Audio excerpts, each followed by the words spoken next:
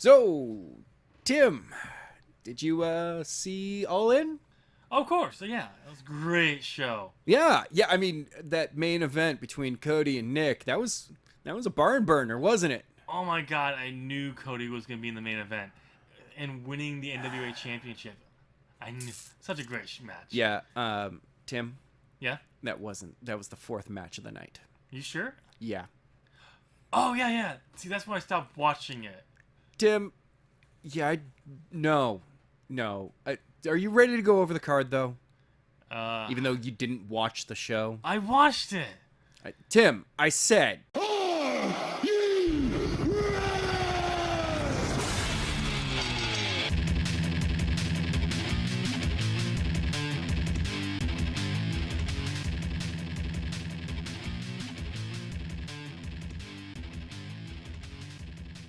Hello and welcome, everybody. It's time for a brand new episode of As the Buckle Turns. I'm Adam. I'm Captain America. No, you're not. Oh, why not? Because you're Tim. Oh, that's right. I'm Tim. Anyway, welcome, ladies and gentlemen. We're not going over news this week. There wasn't really much news. Turn yourself up. Turn myself up? Yeah. How's that going? Well, let me turn towards your mic a little bit more. Oh, yeah. I should probably do that. Much better. Oh, okay. All right, now we're seeing the same level lines. Okay, good. But there wasn't really much news. No, not overall. I mean, outside of All In and all the speculation going into All In 2 or Double or Nothing or Double Down, whatever we're going to call it. There was something. What? I just can't remember what it was now. Oh. Fuck. It was something like I was watching on Wrestle Talk. I cannot for the life of me remember what it was. I've been doing my usual paying attention of Cultaholic and What Culture and Wrestle Talk and Steven Larson. Oh, they have Wrestle Talk has to dance. Yes, they do. Tomorrow night when this is actually going to be going up. Because we're recording on Friday. Yep. They have to do dance at WrestleCon. I know. They actually been showing videos of them dance lessons. Oh God! before the support Wrestle Talk. It's funny. It'll be interesting to see how that goes over. But one thing before we get into All In, there is one thing I want to say. What? That happened this week in wrestling. Yes. And ironically, it's a great thing, and surprisingly, it was on WWE television. What? I know. Okay. It was a separate sit-down interview between Charlotte and Becky Lynch. Yes. Oh my God, Becky Lynch is awesome. Why do you think she's being nicknamed Stone Cold Becky Lynch? Because this interview, if you don't believe she's Stone Cold Becky Lynch, this interview, she basically acts like Stone Cold. Yes. Without the Stone Cold said so or anything. Yeah, no. But Charlotte talked about this stuff, and Becky's just like, "Oh, my turn to talk now." All right. It's great. Go if you get a chance. Go and watch this segment. Charlotte's a little wooden in the beginning, Yeah. but she warms up at the end. But they both, it's just like Charlotte has been, like, for a very long time, kind of wooden on the mic. yeah, because I just don't Like, it actually seemingly takes her a little while to warm up. Yeah, but not just that. It's just I just don't think they have a good direction for her character at the moment. So I mean, when she was going against Asuka, she was on the mic. They had the goal. Yeah. But like right now, they kind of just reset it, so they don't really have a direction. But Becky Lynch was just like she knows what she's doing, and she's committed to it. And it is official at Hell in a Cell, they will face off against each other. Yes. And unfortunately, they will not be in a Hell in a Cell match. They were teasing it on Twitter. So Oh, cool. maybe we'll get a Hell in a Cell match. I hope not. I want this match to end in a count out, a double count out, or just a brawl where they just have to stop, and then you lead to at the Evolution, we get it again. Yes. That's when Becky takes the belt. All right. Yeah, I like the idea. If they're not going to do that, then Becky has to walk out with the belt Hell in a Cell. I don't think they will. But Evolution. Evolution will be a better spot for her. All right. But let's get into the more important stuff. Look, people can complain all they want about how All In was not the biggest show of the year. No, it wasn't meant to be. No, it wasn't. It was meant to show that an independent show can sell 10,000 tickets. Yep. And it did what it was meant to do. It also put the entire wrestling world on notice. Not just that. I read an interview by Jim Ross, who was talking about pro wrestling tees. Yes. Sold over about 500,000 shirts in a weekend. Yes. That's 500,000 shirts. That's not $500,000 worth of shirts. No, that's 500,000 actual physical shirts. 500,000. I work in the shirt printing biz. Yeah, you do. I just recently finished a 52,000 shirt run. It took us almost 6 weeks. Yeah. On average for a shop, you're looking at about between 3,000 and 5,000 printed a day. Nope. 5,000 is a high number if you're able to run fast. Yeah. 3,000 is a good number if you have problems. Yep. So, like, hearing 500,000 shirts, I am looking at all of their printers and going, I'm so sorry that you ever had to do this. Yeah. Like, thank you so much for your effort. And from one screen printer to another, you guys are amazing. Yeah. But, like, overall, hearing the number after number that this StarCast convention going into All In was amazing. I'm not even just like the t-shirts. Fight Network Yeah. had his hugest draw this year. I don't know what their number was. It was high. You can probably find it. Yeah. Because Jim Ross did give the number. I just can't remember what the number was. Okay, that's great. I tried to spell Jim Ross with an O. Yeah. And Jim. No, I don't see numbers on the Wikipedia page right now. Production, background, storylines. Yeah, just not seeing those the numbers.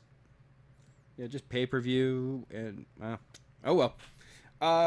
Okay, so I found it on this is quoting Jim Ross. They set records, record business. Fight app is saying their pay-per-view business is the biggest they've ever had and will easily exceed $1 million in sales. They did phenomenal business. I talked to Mike Weber, and Mike told me Fight was the number one sports app over the weekend in the land. That means this was a wrestling event orchestrated by Cody and the Young Bucks, and certainly Conrad Thomas drove more revenue than the NBA, NBL TV, ESPN, Fubo TV, UFC, and even fantasy football draft. That's wow. Some app business, baby. Wow. Yeah, and then he talks about the 500,000 T-shirts sold. Yeah. So he gets into CM Punk, but like $1 million in the Fight Network worth of pay-per-view buys. Holy shit! Oh yeah. Miller. Simon Miller. Yes. Was doing his ups and downs. Yep. Outside right after the show. Okay. Or what just happened. I forget what his show was. The fans were still coming out of the venue, like past him, hanging out with him, and you were seeing like other. I'm like, that means that there were news sites or wrestling news groups, What Culture, Wrestle Talk, who were trying to buy tickets the day that they went on sale. Yeah. That means that Simon Miller, because I don't know if anyone from Wrestle Talk went. I don't think they were able to. I don't know from What Culture either, because I know that were they there at StarCast though? Starcast. Because I know What Culture sent a couple of people to Starcast, the convention. Oh, no clue. Anyway, but the just seeing fans pour out and immediately recognizing their YouTube celebrities going, oh my god, I'm standing next to Simon Miller and he is way bigger than I expected him to be. Holy crap, he's huge. Yeah. But yeah, seeing first of all, this was a show for fans. Yep. They knew which fans were going to be there. Yeah. They were like, no, this is our Being the Elite fans. This is our YouTube channel fans. This is our pro wrestling fans. See, what I like to consider now that we actually got some of the numbers coming through this, is that basically this was WrestleMania in a sense for the indies. It wasn't like the grandest stage like WrestleMania was meant to be. Right. But business-wise, it was a huge business. Oh yeah. Done. And which means it's great for the indies because people can see that no, the indies are booming.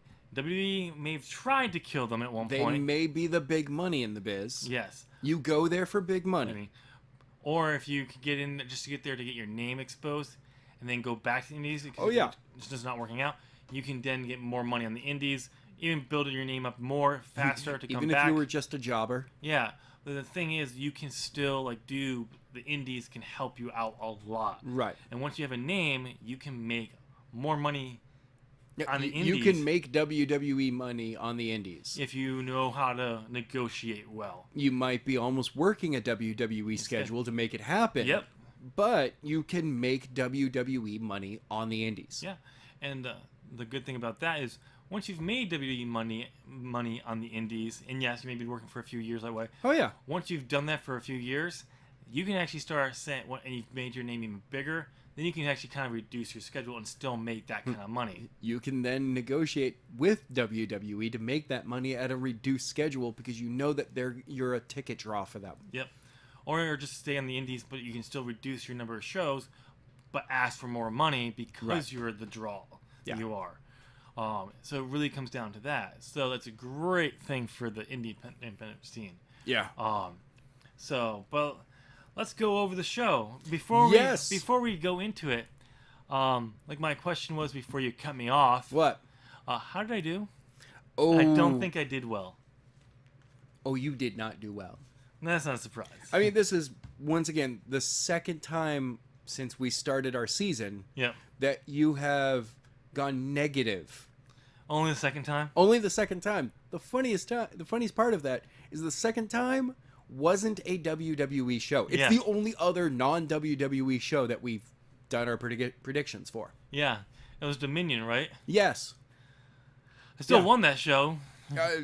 Well, I did really bad on that one as well. Yeah. I still won. You just did slightly better. Yeah, I did like one batch or something. Yeah, you were 3-6. I was 2-7. Yeah. This one you did a lot better. Yes. So, yes, the show started off with SoCal Uncensored and defeating the Briscoe brothers. I actually still haven't watched this match. That's funny. I haven't watched any of the show. I mean, of course I watched the show. Yes, you watched it. Yes, I did. For me, I haven't hit that point that I want to revisit the show yet. Yeah. Because I'm still reeling in the magic that the show was. Because it felt special. The entire time that I was watching the pay-per-view, it felt very special. I still have the show on my computer. Yeah. So I gotta watch it. I meant to watch it every night this week. It just didn't work out. Oh, I would love to see what kind of piracy numbers there are on this. Oh, I'm sure the piracy numbers are out of control. Oh yeah, but at the same time, I have a feeling that overall, having this show, having high piracy numbers, should be a bragging point for them. Oh yeah, I mean at this point, you don't want to say yes, it was piracy, it was taken. Yes, it was pirated and downloaded, millions of times. But at the same time, you can go millions of people have pirated our show because there's no other way to get a copy of it right now. Yeah.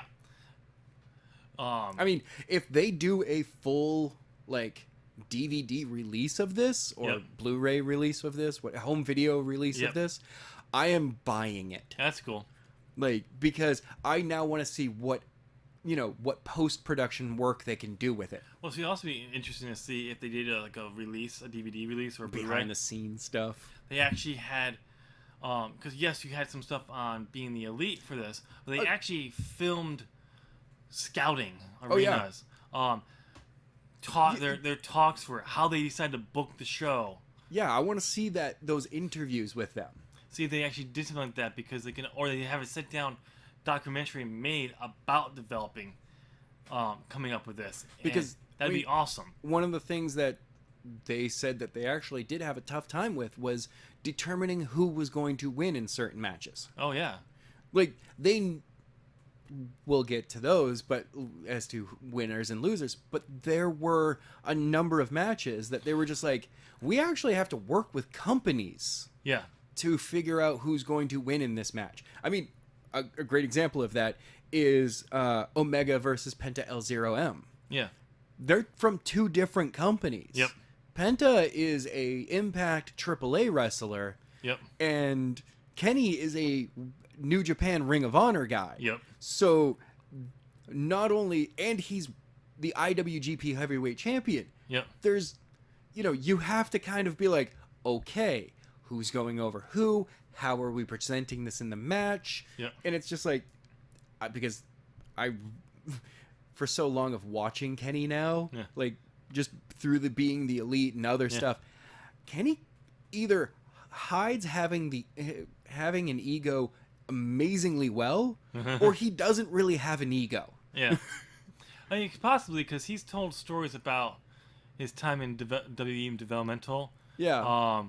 Dealing with people with huge egos. Yeah. That he just made the decisions like, That's not me. If I get up to that level, I will not have this, and I will have people to keep me in check, so I don't. If I ever try to, I don't get there. And really seeing the elite as a core group, you realize that they've been at the low point already. Yeah.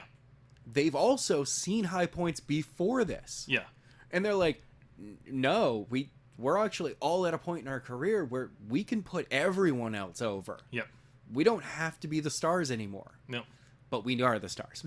It'd be interesting because one thing I would think from an independent standard, like with people who are working with different companies should be like, I don't care if unless it's your top guy like Kenny Omega. Kenny, Like Nick Aldis. yeah, like you pick, like they should, like, I don't care who goes over, Right. because they are our talent and we want them to have to be able to say we have our guy won, but at the same time it's more of it's for them. Yes. They're doing it on their own time, but B, it's demonstrating. The event is to show what the indies can do, which will draw new eyeballs Yes. to our products when they say they're from Ring of Honor. Yes, I've heard of them, but I've never really paid attention to them. They're from AAA Impact. Yeah. They're from New Japan. New Japan. They're from Ring of Honor. They're from They're from Defiant. Yeah. They're from the NWA. No, not that one. Yeah, so it's a great thing. But with certain stars, you do have to kind of be. You just want to work. Oh, yeah. Talk to those companies so you have that communication. But if I was a company owner and I had one of my stars there, I'd be like, depending on who they're going with, if they were going with someone I knew was not at the same level, Yes. but if people wanted to see this match, I would maybe put my 2 cents in saying, our guy should probably go over in this match, but we have no problem that guy getting a lot of offense and looking really strong, but our guy needs to win. But most of the time I'll be like, just go with it. It's not going to hurt our product. The only person who could really be hurt by a loss would be like Kenny, but against someone like Pentagon Jr. or whatever his name is, not outside of Impact.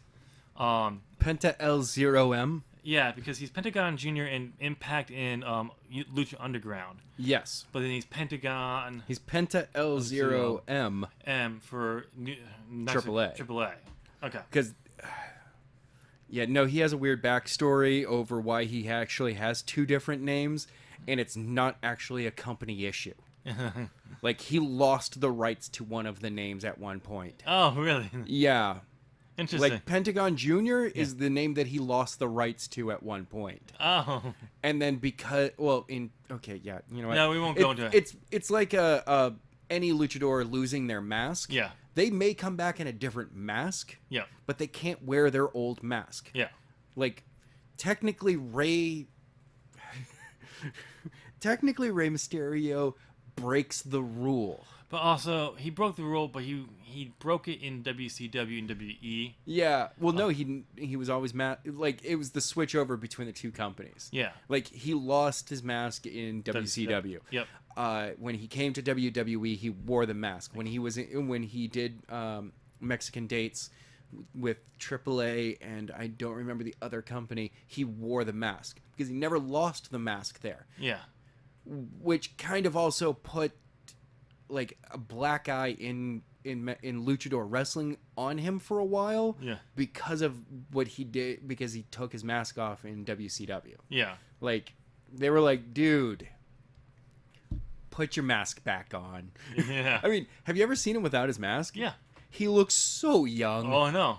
Like, and I know that he's now like 40 something years old. Well, if you look at if you want to see what Ray looks like, go look at his son. He looks almost exactly like him. Oh yeah. So him and Dom look almost exactly alike. Yeah. So when he actually took the mask off and I actually saw how young Rey Mysterio looked, I'm like, he's a baby. Yeah. First time I was like, he's a baby, and they were like, he's 25. Yeah. And I was like, no, he's a baby. But no. So okay. It's just there. So we'll get back to Let's the show. Get on to the card here. Yeah. And we're gonna keep going on these tangents all night. Oh, probably. Right. I know I got that one wrong because I picked the Briscoes. Yes, you chose the Briscoes. I chose SCU. So yes, I picked up the first win of the night. The over budget battle royale. We both got wrong. It was a 19 man over battle royale to determine the number one contender for the Ring of Honor World Championship. So it was originally announced as a 15, so they added 4 extra people. Added 4 more people. So it really was over the budget. It really was over budget. But it was Flip Gordon won. Flip Gordon got booked on All In. Technically, Flip Gordon didn't get booked. Chico El Luchador got booked. Oh, okay. Which was kind of funny because it was a quick moment that happened in one of the elites. Okay. I forget who. There was another luchador that's in there. Yeah. It was like, oh, I got a cousin. You know, you could pay him the absolute minimum. He wants to show up and have some fun. It's kind of one of those. It's like, hey, kid, hey, Nick, Matt, guys, I got a cousin. No, I got a nephew. He needs a job. You guys could pay him. He's a wrestler. We just put him in the match. I don't know why my luchador became somebody from Jersey. Not just Jersey, but like a Jersey trying to work for the mob. Exactly. He's like, nah, we're family. We work in construction. We take care of the garbage. I got it. What? It's a Jerseyman trying to be Italian. Oh, okay. Yeah, there you go. It's right there. It's all in front of you. Sometimes you may run into a guy named Matty Sneakers. Don't worry about him. He's a really nice guy. Just don't do a demo job with him. That's all I gotta say on that one. Anyway, my nephew, you're gonna put him in this match. It's the battle royale. You're just gonna put him in there. So yeah, they put Chico El Luchador in there. He'd been put through a table early on in the match. Okay. He hadn't been actually eliminated. Okay. But they were like, oh, we had you didn't see him for a very long time. Okay. Bully Ray eliminates Colt Cabana, and Bully Ray really does think he's won. Yep. And then Chico El Luchador slides into the ring and eliminates Bully Ray. Okay, yeah. And then reveals that he is Flip Gordon. And I was like, all right. So this entire storyline of Flip trying to get something. Yep. Like he was like at first he was like, oh well, I'll beat Nick, and I'll get the NWA championship, and I'll face Cody at, I'll have my match. Okay, well, because before that it was like Nick and Matt were like, we don't really have anything for you. I'm sorry, we're gonna try to book you something, and Cody was like, no. He's like, all right, well, fine, I'll beat Nick. I'll get the NWA championship. I'll get on the show that way. Loses. Oh. Yep. Cody berates him for that.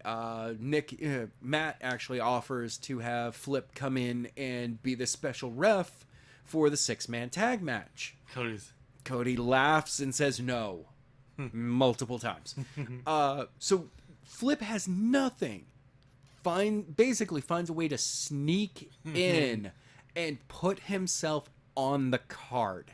I'm like, congratulations, dude. It's also kind of funny because golf clap in the Ring of Honor, there's a feud going on between him and Bully Ray. Yes. So having him eliminate Bully Ray it helps moves that feud forward. Yeah. And then he gets the shot. Apparently, Bully Ray comes back out later in the show. Yes. But we'll get to there when it comes to that. Yeah. All right. So that was the pre-show. That was the 0 hour. That was showed free on WGN America. Yes. Or whatever. Which is actually their largest audience that they've ever had, too. Like, they had a huge They were like, whoa. that was a big number. They had, like 200. I want to say that their rating hit a 3.9. Like, that hour actually outdid Raw. No, it was only 300. It wasn't. Yeah. Sorry. It was yeah. But for an hour, basically an hour segment, a free pre-show to a pay-per-view, they outdid Raw. They outdid the WWE on their last one, which was like a Sunday Night Heat or something like that, from 2000. I want to say like 6, 7. Okay, so the rating is 0 hour for WGN America. It was 196,000 viewers. Nice. It was ranked 85 on the day of the cable. The only show from WGN America to make the top 150 list. Okay. All right. So yeah, these are impact numbers. Yeah. That goes to show you that and that was just a pre-show. That was a pre-show. Yeah. I really think that this entire thing with WGN was a preliminary to see if the NWA might go with WGN for TV. And they're like, WGN probably looked and went, we can actually have a wrestling show on our thing. Okay, so comparison, because they actually on wrestling comparison. Okay. This is a comparison to Impact Wrestling at EPM of last week. Yes. Before All In, they drove 225,000 views. Wow. So, and their year low rating was 168,000 views for the year so far. Wow. So yeah, it's Impact level numbers. Yeah. So that's really good. And what would be great to see is here's what I would love to see them do. Yes. Is kind of like working with Billy Corgan. Yeah. I mean, I know Billy Corgan has his own thing, but basically make All In its own kind of wrestling company, but instead of being a company, it's neutral ground. It's the new NWA. There. Oh my God! But here's the thing: it's not like they don't have championships. Nope. Maybe you have the king of All In. Okay. Something you could have whenever they have an All In show, or if it's only you have a special you have a battle royal or a gauntlet for the gold or something that will this guy won and is the king of all of this show. That will then translates into them going back to their show, their company and getting a title shot. Okay. Or something like that. But that they could literally be the NWA where they bring in these top talent and have have a multi-show, a multi-company show. Yep. And going, look, the NWA is just an alliance. Yep. And all of these people are now aligned with us. Yeah, we work with these so we can bring in their talent. Yeah. For these shows. For shows. These shows. There is no championship. They can defend their championships on this show, and The only championship that we have is the NWA championship. we are working with Billy Corgan, who is still its own company now, Yeah. not Alliance anymore. I think the NWA should actually still be an alliance. Now I like that he's making its own company because it's just wrestling's changed too much. Okay. For it Fine. to do it, but because the only way to do it was to have like a company like that's neutral ground Yeah. to work well with. No. All right. Anyway, so the pay-per-view officially kicks off with the opening match of Matt Cross versus Maxwell Jacob Friedman. We didn't pick a match for this. No, because this was never announced. Ooh. Yes, Okay. they had basically a dark match to open the pay-per-view. Now there's a strategic reason for this. Yeah. If there had been a failure with the stream or the pay-per-view itself, they could, in that first 10 minutes or so, fix it. Yeah. And there were no problems. But once I saw that Matt Cross had a match on a surprise match, Yeah. it hit me like, wait, why wasn't he announced for this beforehand? I was know. like, because he is a good name on the independent scene. Yeah, he is an up-and-comer right now. Well, he had a name across the independent. If you go back to the 2011 Tough Enough, Yep. he was in it. Oh, okay. He was the first elimination. Because he made the mistake of Oh, yeah, he is not a young up-and-comer. no, because He's a year younger than me. yeah, because he Trish Stratus says what makes Matt Cross go like in the let's have you guys wrestle like one of the guys she became one of the final two, and show me what you have, and he didn't really display what he could do, Yep. and he was the first eliminated because of that. But he was known across the independent scene. Yes. He's reinvented himself in Lucha Underground. I can't remember what his name is, but he's plays under a different name there. But he's well known. But so when I saw his name, I'm like, wait, why? How did I not think of him? I knew he was still around. Yeah. So it's just kind of great that he got snuck in there. So, Yeah, he's the son of Havoc in Yes. Lucha Underground. So it's kind of interesting that they found a way to bring someone who wasn't even trying to get on the show a spot, but Flip Gordon had to sneak on. Yeah. Yeah, I know. Yeah. Look, sometimes things happen in wrestling that you just have to accept. Anyway, so Matt Cross defeated MJF in like 9 minutes. I did not catch this one either because at first I was just like, well, I'm not gonna get the stream. I'm not gonna do it. No. And then I did get it. And I enjoyed the hell out of getting it. That's good. I was like, oh, finally. But I didn't come in until the four-corner survival match for the women. So the second match of the evening was Christopher Daniels defeating Stephen Amell. Yep, there's another one I got wrong. Yes. I've heard some things that it was clearly what you would expect from an actor who loves wrestling, Yes. who does train to wrestle. Right. Who's trained, gets in the ring to try to do so he can do as best he can. Right. But obviously can't train full time because he has a TV show. Yes. It does show that one, Stephen is competent in the ring. Yep. Which people It didn't look, from what the reviews and everything have said, it did not look like Christopher Daniels was carrying Stephen through the match either. And Chris did, after defeating him, give him the handshake of respect. Yeah, because if you go back to SummerSlam when Stephen Amell wrestled, Yes. he didn't Against Stardust and Goldust with Neville. Yes. No, Stardust and was it Goldust? I believe it was Goldust. No, I think it was someone else. Okay. Oh, it was Wade Barrett. Oh. If I remember that correctly. Okay. Yeah. If I remember correctly. It It was not Goldust yet. That's just weird. Yeah. So Oh yeah, it was. Yeah, he was. It was still Cody Rhodes. He wasn't Stardust yet. No, he was still. Oh, he was Stardust. already Stardust. Yeah. Oh, that character went longer than I remember it. Yeah. So it was supposed to be a singles match, but they decided to throw Neville and Wade in there just so they can have a. I'm willing to bet Steven wasn't up to what they needed him at that point. Well, no, I think they don't think he was ready for it. Everyone I ever said who saw the match, I still haven't watched it. I probably should go and watch it. People were surprised on what he did. Right.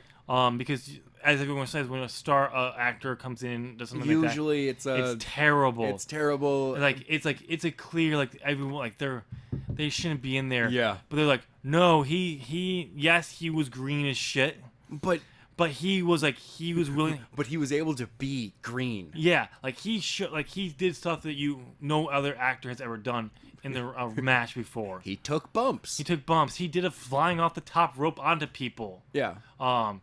So it's it showed that he mastered what his spot was gonna be, and he got as good as he could for it. Yeah. In the time he had between shooting. It's probably the same thing what he did here, but better because he's been training longer. Yeah, because he had a couple of months ago had a 6-man tag match. Yeah. Yeah, so it's one of those that I'm like, okay, cool. You're actually Steven could, if Arrow suddenly decided, if CW suddenly decided, hey, we're canceling Arrow. Yep. Steven could probably go on the indie circuit and wrestle for a while. Yeah, and got blacklisted from all TV as an actor. But I can see him for a short period of time being like, hey, look, as an actor, I'm not going to have another job immediately. Yeah.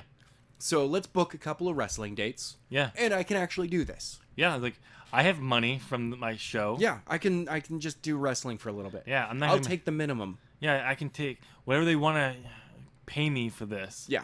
I'll come and do it. Because I love wrestling so much. Can you be as a mark myself, yeah. I am looking at it going, yeah, I would do that. Oh, the fact that he's a hit TV show. Yeah.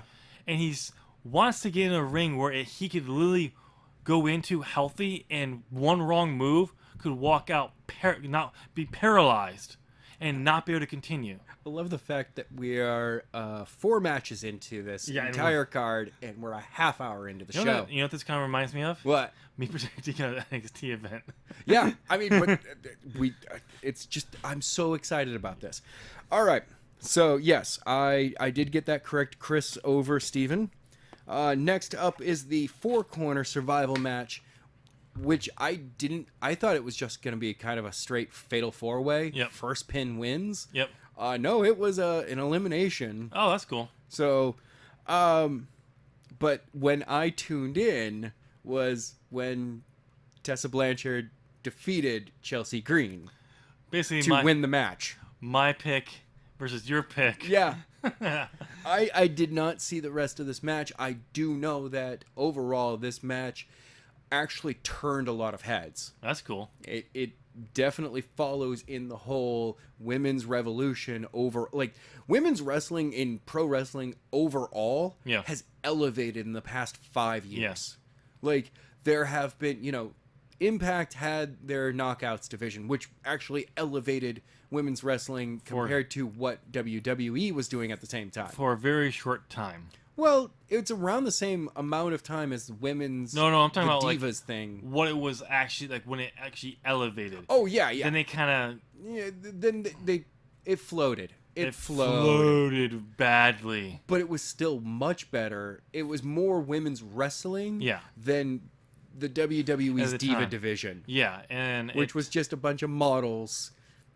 Thank you, WWE Diva Search, which I'm so glad when they brought back Tough Enough back in 2015-ish. Yes, and that didn't do so well on the network. No, because they were planning a Diva Search again. Yeah, and they rethought themselves of doing it. Yeah, I'm glad that it did not work out. Because what we got out of that was a much better version of NXT. Yeah, because what we got out of it, what we got from there, instead of a Diva Search, we got a Mae Young Classic. Yeah. which we're not getting another one of. Thank you. So this All is a right. better way to get your talent in there. So yes, Tessa Blanchard beat Chelsea Green, which Yep. gave me It's another loss. second win on you tonight. That's All actually right. 3. Yes. So the fourth match on the pay-per-view card was Cody versus Nick Aldis for the NWA World's Championship.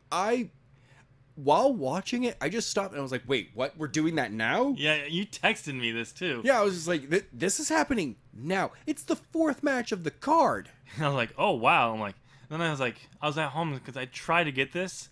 I'm not gonna go into details. Let's just say it didn't go well, and there's a certain network out there that I'm really, really fucking pissed off at. Oh. That I don't want to be pissed off at, and it's more with their customer service than anything else. Oh, okay. Let's put it this way: if they want to keep their fans happy, they need to follow in the WWE manner. I'm just gonna say that. Wow. Maybe in a few weeks I'll actually go over it, Yeah. reveal what it is. But like, I don't Okay. want to ruin All In. We're talking about All In. All right. So yes, this was actually a pretty awesome match. It felt like a big match fight. That's good. Like it felt more. The presentation felt more big match boxing fight oh, nice than or classic wrestling. wrestling fight. You know, Cody came out with Brandy, Diamond Dallas Page, Glacier, and Tommy Dreamer. Glacier was there. Yes. Wow. Oh, and his dog. Oh, nice. They all came down to the ring together. And Nick came down with Jeff Jarrett, Samuel Shaw, Sean Davari, and Tim Storm. An interesting note was Nick Aldis. Yes. Had some bad heat Ooh. with Jeff Jarrett years ago. Oh yes. It was from when Nick was working in Impact. Impact as and Magnus. TNA, yeah. TNA Impact. Yeah. And it's just like there were some big problems, and then Jarrett, like, apparently he didn't want to talk to Jarrett even though he was going to be there. Jarrett still sought him out, Yeah. and as Nick said, he's looked past. He's like, everyone needs a second chance. If he's gone through a lot this past year. Oh yeah. I mean, the WWE Hall of Fame thing. You know, came being up. fired from Impact. Being fired from Impact, going into alcohol rehab. Yeah. On WWE's dime, helping that, and he's like, you know what? Yes, you can't forget the past, No, of course not. but you should, if they clearly are making an effort to try to change, and they've shown progress, you should always give people a second chance. Yes. If they fail, then I mean, if they double cross you again, then then it's just like, okay, well, I gave you a chance, dude. I gave you a Sorry. second chance, and you failed that time. But so it was great to see that some of this came out of it. Yeah. Because apparently I can't remember who else, because he named someone else who has some bad history with Jarrett, who also agreed like, we're giving him a second chance. Oh, nice. So it was a cool thing on that. All right. So this match was. It's the third longest match of the night, and I mean, I enjoyed it, but there were some. Cody did a blade job. It wasn't a John Cena, oh my God, you've got a Crimson Chest level blade job, or Eddie Guerrero blade job where he almost passed out. Well, how about an Austin blade drop? No, it wasn't even that like Austin. We're talking Austin versus Hart, right? Yeah. Okay. No, it wasn't that level of a blade job. It was just enough that he got, blood on his face, but there wasn't blood all over the mat. Okay. Got the blonde hair to look Kinda- reddish. It kind of basically looked kind of like red sweat. Almost. Yeah, like he definitely nicked it, but it was able to stop. Yeah. That type of thing. And so like I've actually heard people be like, hey, look, he did a shitty job with the doing the blade job right there. He could have gone all the way, and it's just like, no, it was meant to say that the spot was that he had jumped doing his double axe handle that he does. Yeah.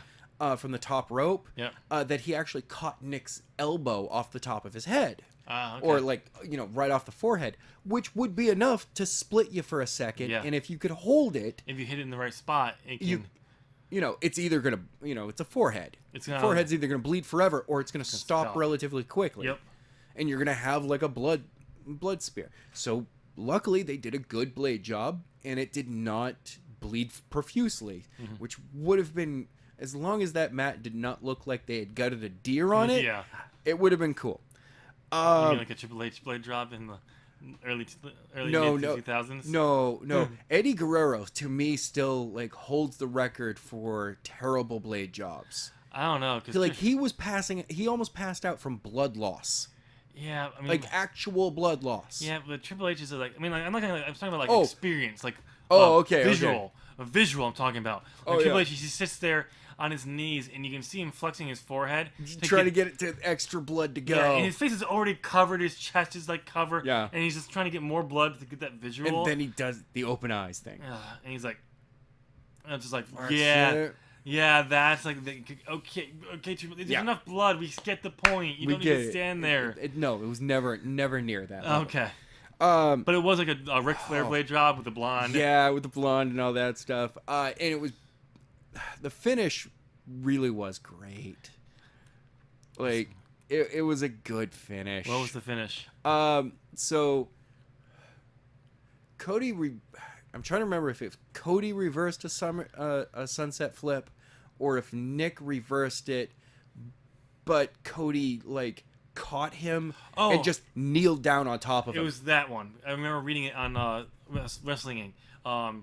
Nick went for like a roll. Oh yeah, sunset he flip. went over for the sunset flip, and Cody just sat down. Yeah, on sat him. down and grabbed him, and Yeah, that's a cool finish. and it was just like, all right, that was a oh crap, this is the only thing I can do to get to get out of this. yeah, And it was just like, no, I'm gonna sit down. I have enough with me that I'm just gonna sit on this. and then he got the pin. Yeah, That's and it was cool. just like, and 39 years later, won the championship. What? That his father Yeah. had previously won 39 years earlier. And the only father-son Combo combo for to hold the NWA championship. ever. Yeah. So That for me even elevates that night, because it was just like Cody got to hold the belt, and Cody got to hold the belt that his father held. yep. Like that's the act. Like that NWA belt hasn't changed. Yeah. As much as I want it to change, I think it's an ugly belt in my opinion. Well, I mean, it's physically changed over the years. Yeah. Because the big gold belt from WCW was at one point the NWA championship. Technically. Yeah. The very first Impact belt, or TNA belt, was technically the NWA belt when it was NWA TNA. That's the same belt that was in Impact. Oh yes, it was. So But now this belt is the old 10 pounds of gold yeah, belt. that was the same belt that they had in Impact. Oh yeah. TNA. All right.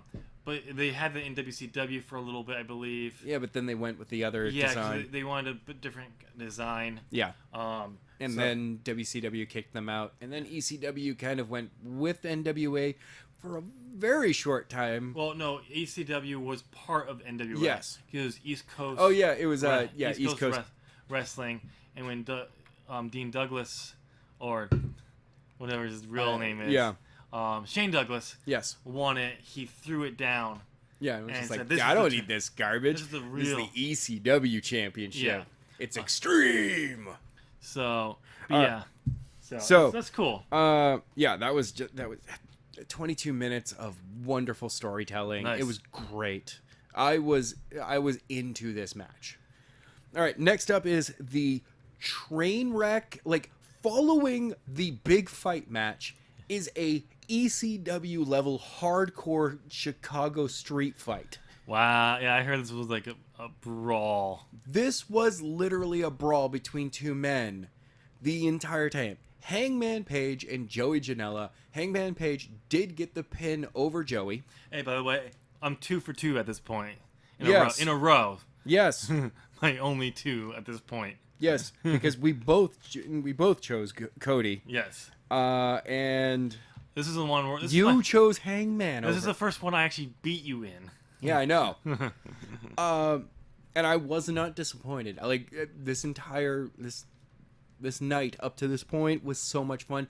Yes, this match is if you're going back to watch it, it is a little difficult to watch, not because of spots or anything like that, but because this is a train wreck. You could put Terry Funk and Mick Foley in this match and have every spot the same and still go, how are these guys walking out of here? Yeah. Like, there were spots that you're just like, this is a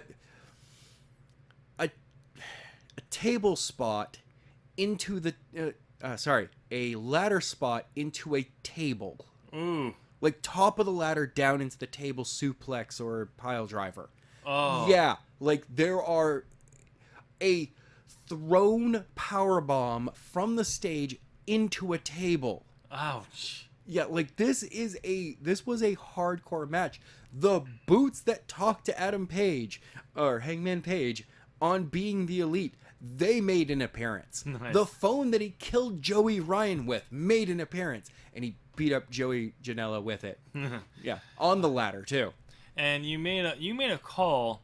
This was the reason why you said Adam Page was going to lose this one. Yes, because you were predicting that Joey Ryan, who he's gonna rise from the dead, and cost Adam Page the match. Sadly, that did not happen. But you did call the resurrected Joey Ryan returning. No, well, it's more the re-erected Joey Ryan.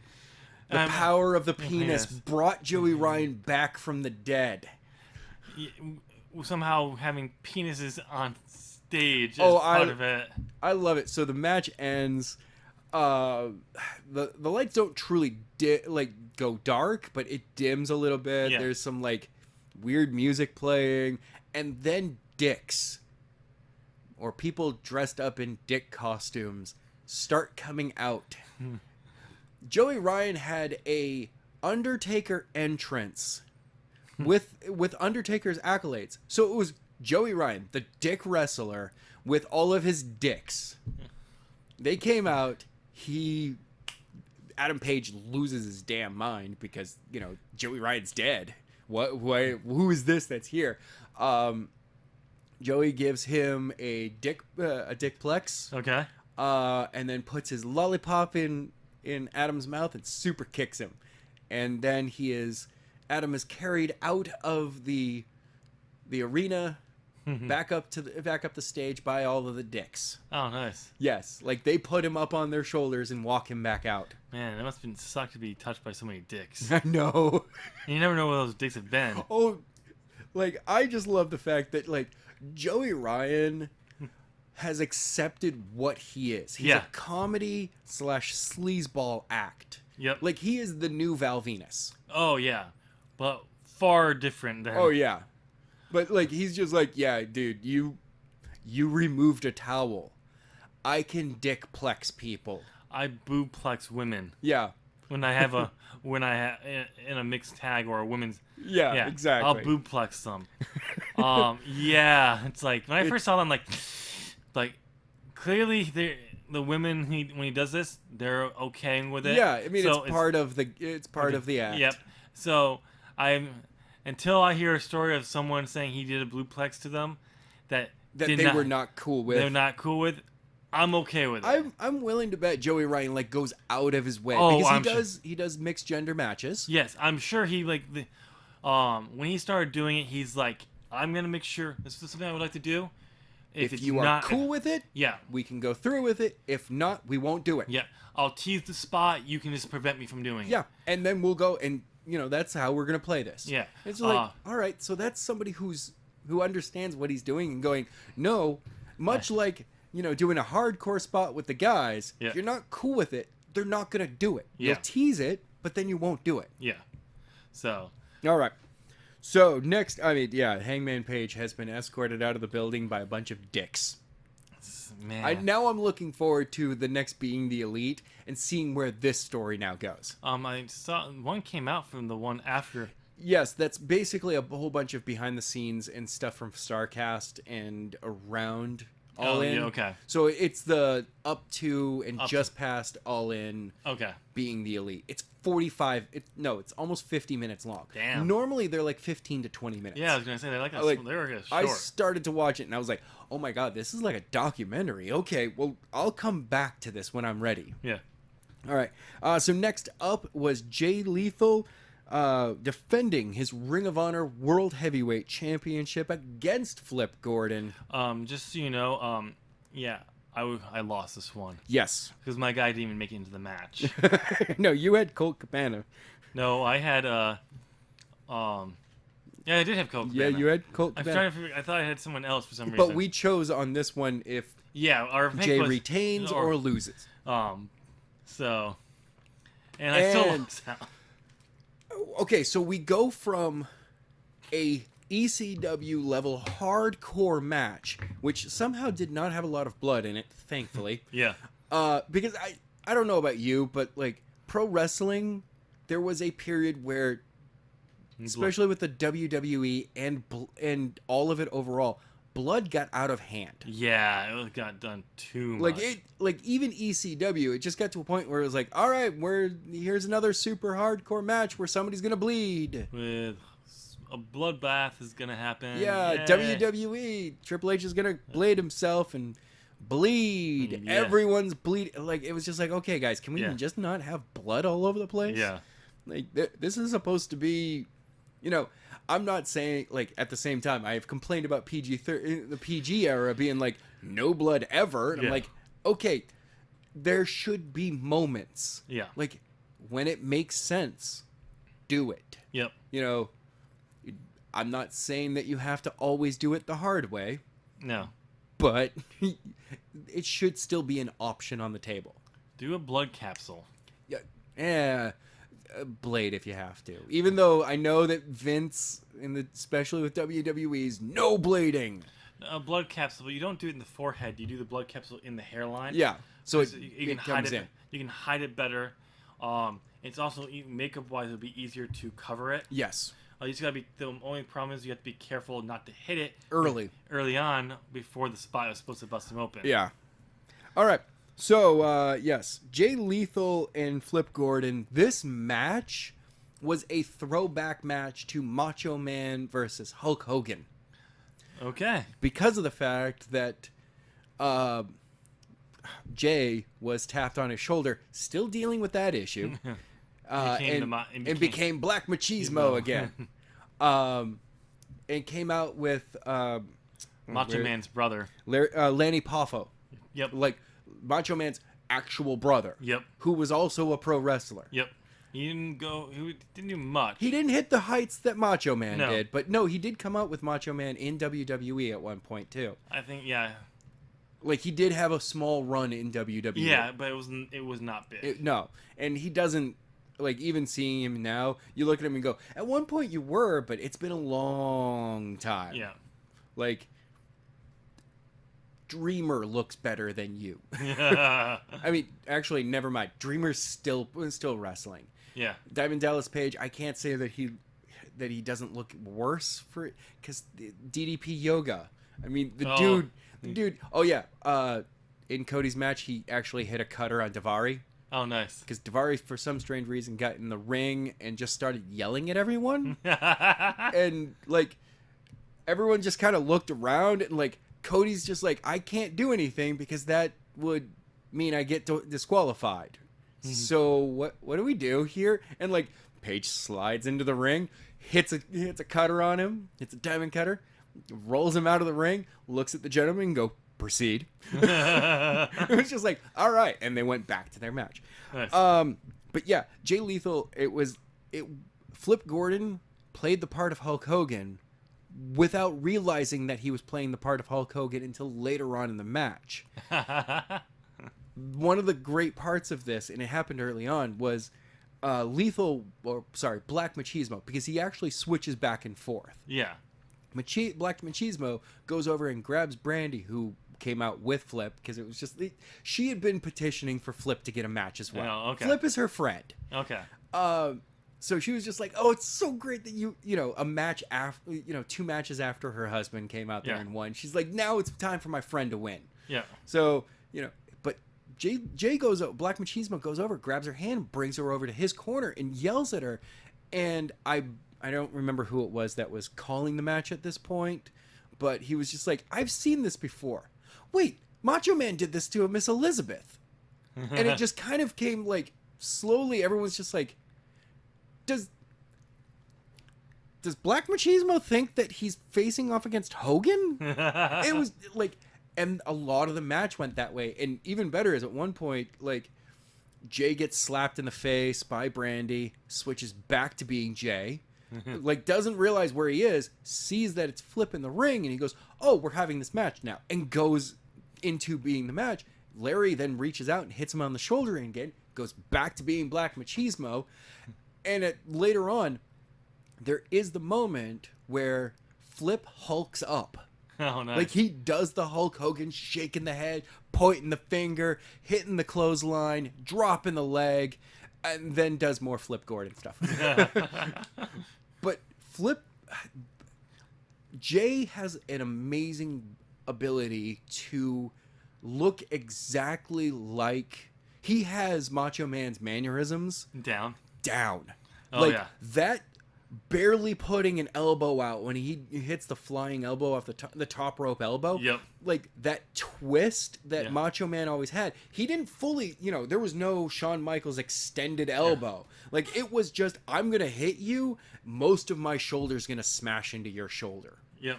And that's what, that's what was hitting. And I'm like, Macho Man really knew how to throw that elbow. Because the way Macho Man would land when he hit the elbow is he'd come down. It'd almost be a slide down into the ring Yeah. on you. When he'd come down, he's coming down at an angle. So when he comes in, he twists. So his back hits. He goes into a fall. Yeah, he's laying out. He's doing a fall, but his elbow hits Yeah. your shoulder. Or if he really wants to, maybe at the very end, the very last second, he'll extend it so it looks like he hits your chest. Yes. But he's basically doing a fall. Yeah. Into a fall, but he does it so well you don't actually notice it. I know. He did a great job. Well, Adam, you don't like the fact that I go all the way over here? No one can hear you over there. What about this microphone right here? It's not going to pick up enough. Oh man. Yeah. The one in front of you is the main microphone. You're such a party pooper. I know. But yes, Jay Lethal defeated Flip Gordon and retained the Ring of Honor World Championship after he had been switched back to Jay Lethal and hit the lethal injection on him. Okay. Yes, poor Flip Gordon. But at the same time, like, Flip showed that it's not a mistake that he's at the level that he's at. Yeah. It's no mistake. He's there for a reason. After the match, though, Bully Ray came right out and just started destroying Flip. Yeah. Destroyed Jay, destroyed Flip, set up a table, was about to hit that when Larry, Flip, and Jay all teamed up against against Bully Ray and put him through the table. Nice. And I think it was Flip that actually got the you know how normally, like, Bully Ray will be like, two people will lift somebody up for Bully and put him on his shoulders, and then he puts them through the table. Yeah. That's what they did. It's on the top rope, so like the top rope or a middle rope where his feet are. Nope. No, lately Bully's been doing it from mid-ring. Somebody picks them up, they put them up on his shoulders, and then he just drops them through the table. Oh, okay. Yeah. For the longest time, though, he would do a jump from something into that, like off the stage or... Well, because he used to do it. He'd sit on the top turnbuckle. Yeah, and it would Devon be a jump from the second he'd row. jump there down to the table. So he just changed it to he's just dropping He's them. just doing a straight table drop. Yeah, that was pretty cool. So right after this very heartwarming match, we have Kenny Omega versus Penta El Zero M, which was basically an 18-minute ride of two men not holding anything back. That's cool. Like, this was Kenny going, all right, how far do I have to go to put you away? And Penta going, yeah, I take a lot more damage than you ever would think of possible. Yeah. And it was like, Penta's like, I'm the dude who does death matches. Yeah. Come on, Kenny, you're the best bout. You're the best in the world. Come on. What is this? And it was just like, oh, small package pile drivers all over the ring. It's one of Penta's signature moves. Yeah. V triggers galore. 7? 12? It's an insane amount of V triggers. Did hit the one wing angel to close it out, and at no point did I feel that there was actual danger in this match. That's cool. Like, from somebody who watches and watches and watches, like, you can see sometimes you're like, ooh, this is not going well. Someone's landing late. Someone's not holding properly. But everything felt super crisp. That's cool. Yeah, it felt really good. Then we get the surprise of the event. This match was, for me, it stole the show. Cool. I'm talking about what happened after the... Oh, yeah. Well, I mean, this moment also straight up stole the show for me. Yeah. Because the lights went black. Yeah. The announce team's like, whoa, are we still on the air? Like, they actually had in their voices, like, what's going on? Nice. Like, there were no lights. Both guys were like, can you hear me? Yeah, I can hear you. Okay. So, producers are, like, actually trying to check in with somebody in the back to be like, are we still on? Like, the lights are out in the here. Are we still broadcasting? You know, they're like, okay, yeah. Then by the time they were confirming that they were broadcasting still, the lights came back up and they're like, oh, all right, well, I guess everything's fixed. Okay, well, yeah, all right. And then they're like, Penta got back up. Wait a second. What? He got taller. I mean, not much. Yeah. Like, that's the weird part. Like, the physical difference between Chris Jericho, who dressed up as Penta, makeup, mask, everything. Yep. He took Penta's spot in the ring after being laid out at the end of the match. And as Kenny's still celebrating, he gets up and attacks Kenny, peels the mask off to reveal that it's Chris Jericho. Yep. Now, this is the Chris Jericho from New Japan, who, well, sneak attacks everyone and then claims victory. Yep. He basically say, see you at the Jericho Cruise. Yes, he was, grabbed a mic after attacking you. See you at the like, he really even called it the Jericho Cruise. Yeah. Where are the damn mics in know. here? I know. Next thing you know, he's going to call it the Jericho Cruise. Next year, it will be booked as the Jericho Cruise. It's like, God, come on. You got to copyright trademark that now. I'm going to have to license it to him. Yeah. But yeah, we both called Omega for this match. Yep. Because it didn't seem right Kenny to lose. Yeah. As the IWGP Heavyweight Champion. Yep. Like, if if Penta had the AAA championship, then it might be okay. Now it's going to be a coin flip. Yeah. Who's willing to get paid more money to lose? Yeah. Interesting note for Jericho though. Yes. Why it was such a big surprise that he showed up on All In was earlier that day he had a Fozzy concert that he flew to Chicago. Yep. Stayed in Nick and Matt's trailer until the spot. Yeah, their dressing room for 5 hours. Yep. Then immediately went to somewhere else for another Fozzy band. Yes, and then got onto a plane, a private jet, and flew out to Louisiana to do the next Fozzy show. The same night. Yeah. Well, it was like, dude, because everyone's like, no, he's booked. Yep.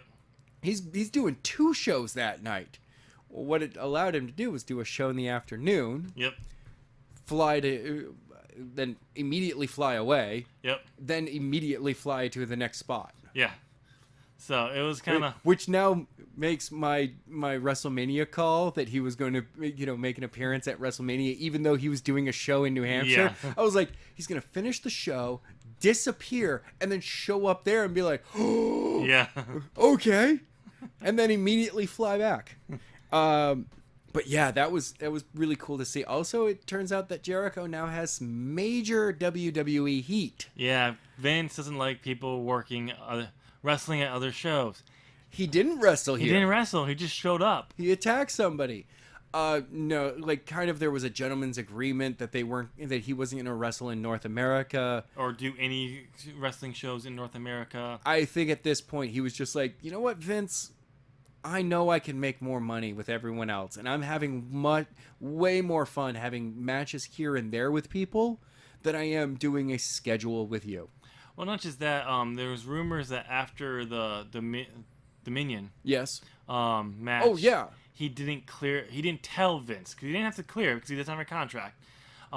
Didn't tell Vince, and Vince was pissed that he did the show. That he did a second New Japan show. Yeah, and so there Kind was, of the moment that he was in New Japan, everyone was like, "Yeah, he's gonna do. He's not gonna do a single match." So he was just like, yeah, that's not good. Yeah. So who knows? He's gonna make more money. Yes. Doing this. And doing the Fozzy, Yeah, and he's got his cruise. He can literally just keep doing independent stuff for the rest of his life. And there's now. rumors that he's gonna be on Impact possibly coming up soon. I keep hearing that, and so far I haven't found like anything saying no. Yeah, because I mean, there's no real yes, but there's no definitive no. Yeah, because he's good friends with Don Callis, who executive produces that show. Yes. So. Yes. All right. So after this wonderful surprise, we had, in my opinion, match of the night. Okay. It was Okada versus Squirrel. Whatever. And this was... We actually both got it wrong. Yeah. We were thinking that due to the underdog story that Marty had up to this point, that he was going to somehow pull out a win. Yeah. Now, he pulled out instead... probably match of the night. Yeah. And showed not only that he can compete on Okada's level, Yep. but Okada can still have great matches with pretty much anyone. Yeah. Like, it doesn't matter. I love the fact that there's a moment where Okada is about to put the Rainmaker on, or about to perform the Rainmaker. He's got Marty like wrapped up. He's about to whip him out. And he signals 205, which is kind of you weigh if you're under 205, you're going to be part of the junior heavyweights. Yeah. And he's just basically going, you don't belong on my level. Yeah. And this match had, for me, one of the best near falls I've seen in a very, very long time. It was a 2 9/10 kick out by Okada. Wow. Like, I actually celebrated that Marty had won. Oh, okay. I was just like, Marty won! Yes! Yes, he did it! He got the win! This is the... Oh, that was only a 2 count. Oh, the match is still... Okay. Holy... All right. Now, wow. Okay. Holy crap. Like, it was that good of a match. Damn. Like, Okada was overpowering, but Marty outthought him. Oh, nice. And it just came down to, yes, Okada was still too strong for Marty. But it shows that Marty can outthink the big guys. Yep. And that's what he's better at. Yeah. Nice. And like, how much of a taunt that is? Yeah. I've got you in the Rainmaker. Yes, Okada stands almost a full head taller than Marty does, and signaling right to him from behind, being like, dude, you're in the Rainmaker. This destroys people. Yeah. 205. And then Rainmaker. And then hit him and Marty kept kicking out. Yeah, it took like 2 Rainmakers in a row. Yeah, 2 Rainmakers and a Tombstone. Oh, and a Tombstone to put him down. To put it, it was like, wow, has Marty been taking lessons from Kenny? Is this what's been going on? But yeah, it's the longest match of the night, 26 minutes and 5 seconds, and it's worth every minute. That's cool. Like, it was It was awesome. Also, we're seeing the slightly darker side of Okada. Yeah.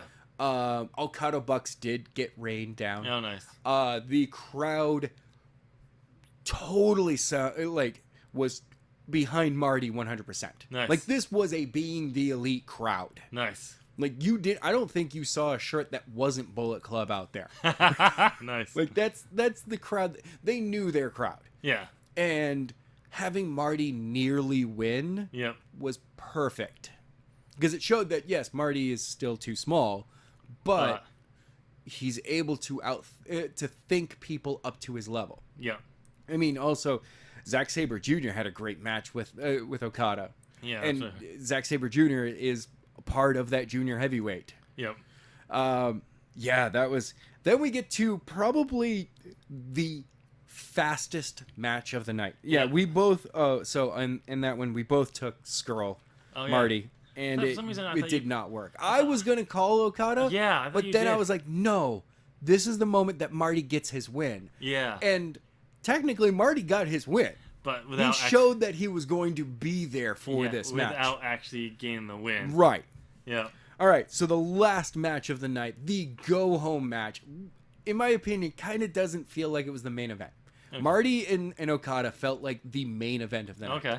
It was the emotional. This was just going, all right, let's throw some icing, you got some ice cream? Yeah, throw it in the bowl. You got some vodka? Yeah, throw it in the bowl. Like, what are we putting in there? It's going to be a punch at some point, but in the meantime, just keep throwing stuff in there. Okay. I don't care. It just it's gonna be alcoholic. You're gonna love it. So it's Rey Mysterio, Phoenix, and Bandito versus Matt Jackson, Nick Jackson, and Kota Ibushi. Yep. And this was a match from bell to bell that was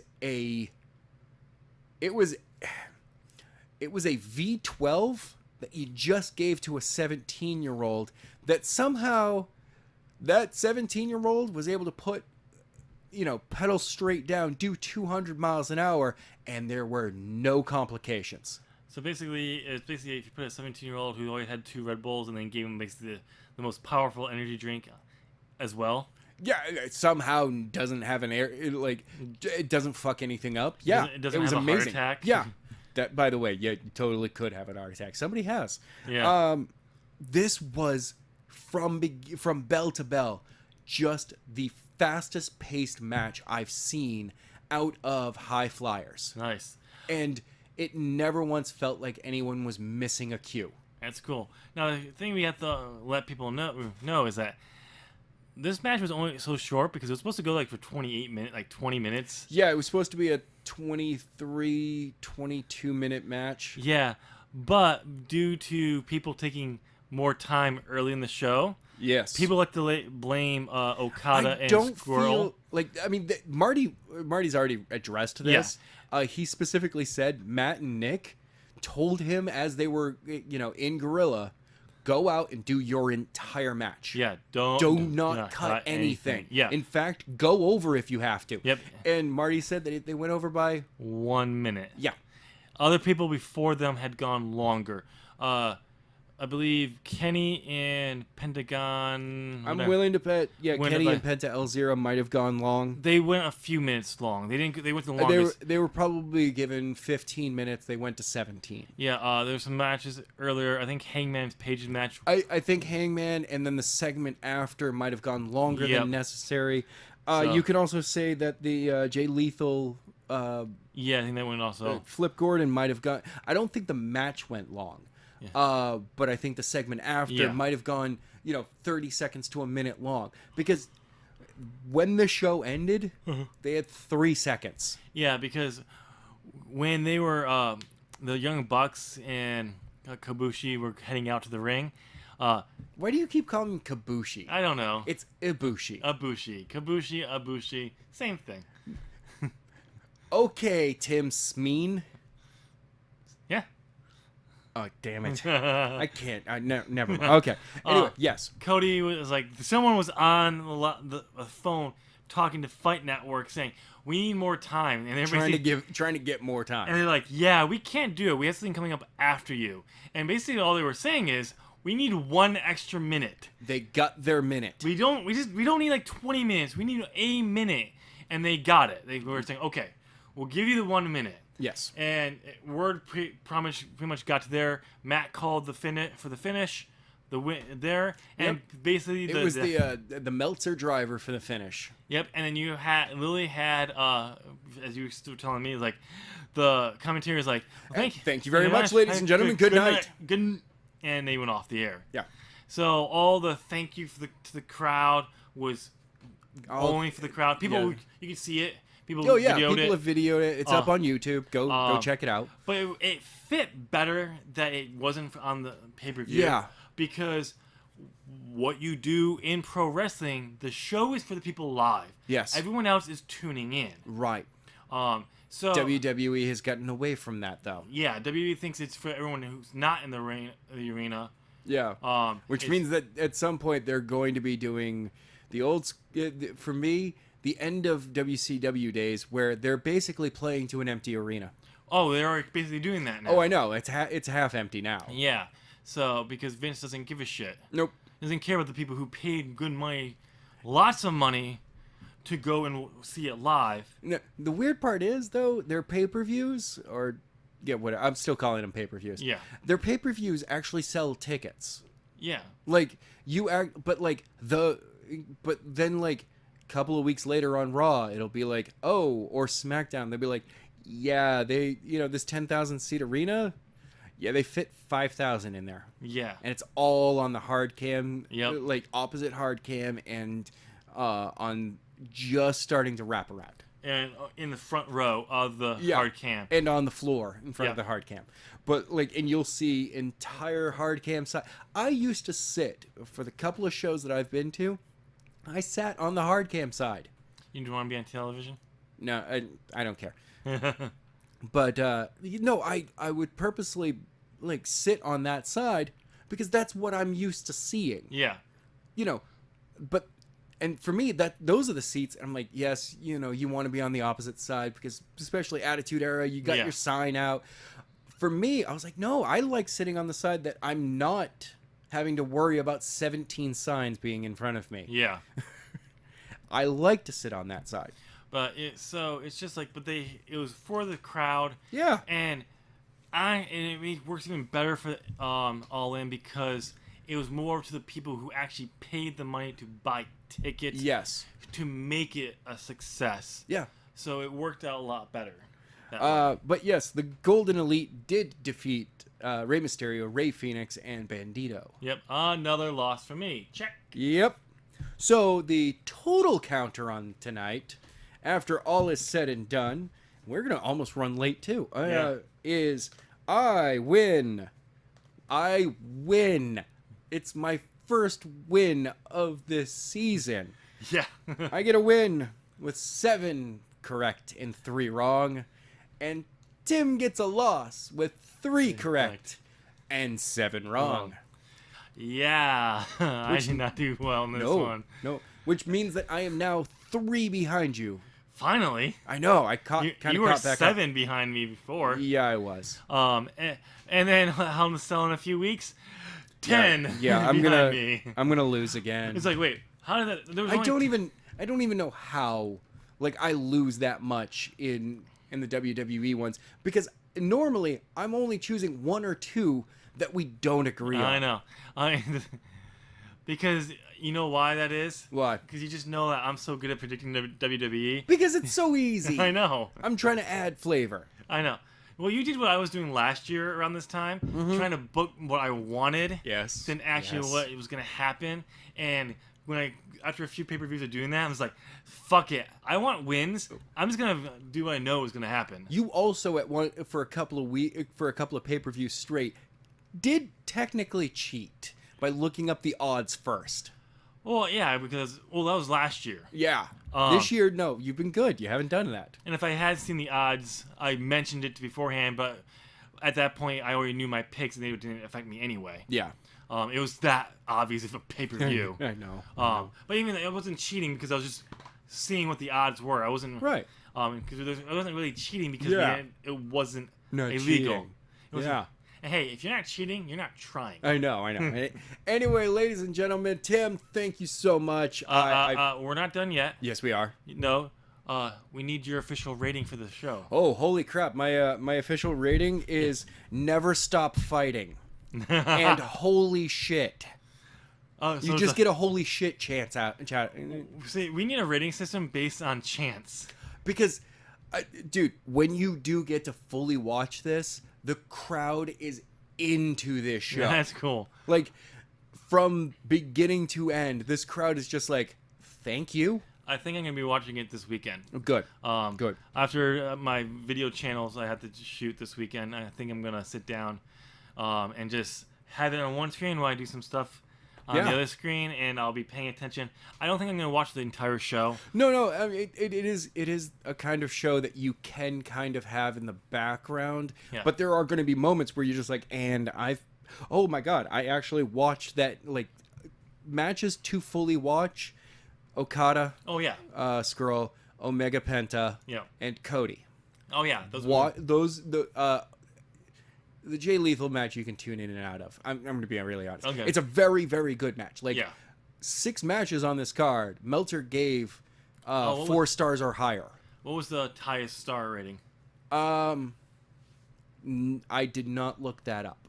And I've been looking. The last match, the go home match, got a 4.5. Nice. Which, when I say it was a pedal to the metal, never slowing down, not screwing up. Yeah, so like, he probably just got like, wow, that's impressive. Yeah, I'm gonna give like, you a little bit you more. get 4 stars for technical. Yeah. Yes, it's rushed, but it's a technical masterpiece, not in technical wrestling, but in high flying, flippy wrestling. Yeah. Acrobatics. So, but yeah, that's pretty cool that he did that. I'll have to look at the ratings when I get home. Yeah. But all right, yeah. So you're even okay. What was your 2 rating? I'm giving it a holy shit and never stop fighting. Out of those 2, which one would be the higher? Do you think is the better one? Holy shit. Holy shit is better than never stop fighting. Yeah. Okay, so it's a holy shit. Yeah. It is. Yes, it is. I will give you my rating when I watch the show. Okay. All right. Anyway, ladies and gentlemen, thank you so much for tuning in. Give us the thumbs up. Yep. You made it to the end. You listened to us for an hour and a half. Yeah. Congratulations. I mean, I know it's a challenge. I mean, my voice is amazing, but Adam? Yeah. Nobody really likes to listen to us. So give us a thumbs up. Yeah. Let us know your thoughts about All In down in the comment section. Definitely. Click subscribe and make sure you smash that bell and join the notification squad. What's the tagline we're trying out this week? I have one. Yes. Join the collective. No, I don't think that's gonna work. I don't know. I'm using that on my channel. Yeah, you can't use it here. Oh yeah, no. Become a Zopper. Become a Zopper. I don't know. Well, I'm still gonna stick with become one of us. Yeah, I don't think so. Yeah. Anyway, ladies and gentlemen, one of us. Anyway, ladies and gentlemen, have a good night. One of us.